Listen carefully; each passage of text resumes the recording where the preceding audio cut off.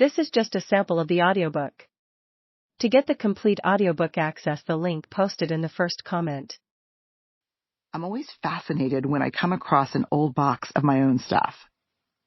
I must have thought something was really important if it warranted saving.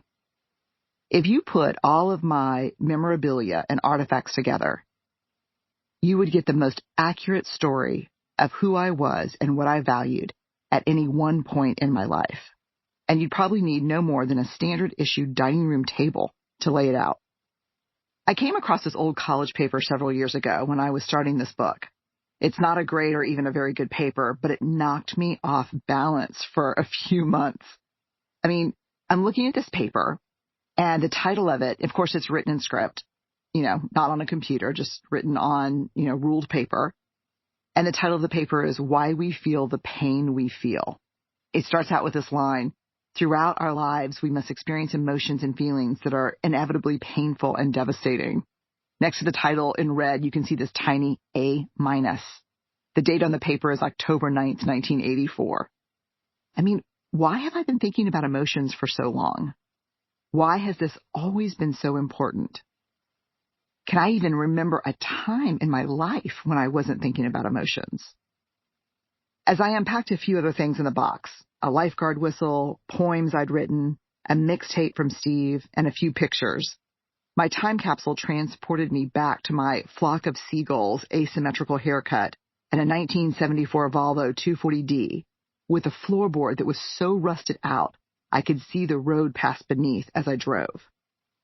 I spent a couple of days with my 1987 self and learned some things that I had either never known or never acknowledged, or things I possibly once knew and pushed way down. I come from a very tough, suck it up and get it done and don't talk about feelings family. Both of my parents had a hard upbringing with a lot of trauma, and despite their own unhappiness, they considered the life they gave us the height of mythical suburban bliss. In their high school years, my dad was the rage and grief-fueled football captain, and my mom was the head of the drill team and the president of half a dozen different clubs. She was everything she needed to be to redeem the reputation of what was inconceivable in the 1950s Leave It to Beaver era, having an alcoholic mother. When I was growing up, there was a lot of unpredictable behavior and intense emotion in our home. There was intense love, and there was intense rage. There was intense laughter and intense hurt. But even the good times were dicey, because they could turn in an instant.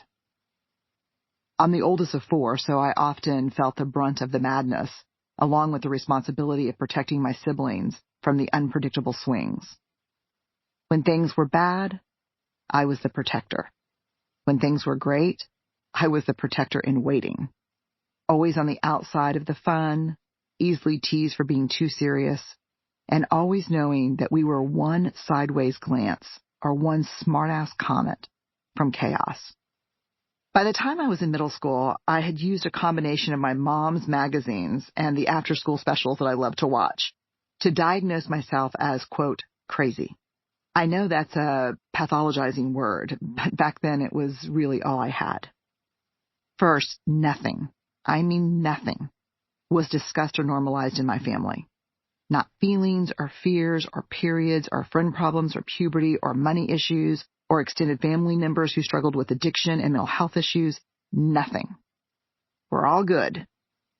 Any question or attempt to understand the things that were clearly not good was immediately shut down in punitive ways. For children, it's easy for everything to become a source of shame when nothing is normalized. You assume that if no one is talking about it, it must be you. Second, my parents were confusing. My parents were and are good people who did the very best they could with the tools they had. Sometimes those tools weren't enough. Growing up, they seemed to be funny, loving, well-liked, smart, great storytellers, and caring neighbors. People loved them. Because they were predictably good outside the house and wildly unpredictable inside, I assumed it was us. And because I was the oldest, I assumed it was mostly me. And again, it was shaming for all of us when the inside behaviors didn't match the families on TV.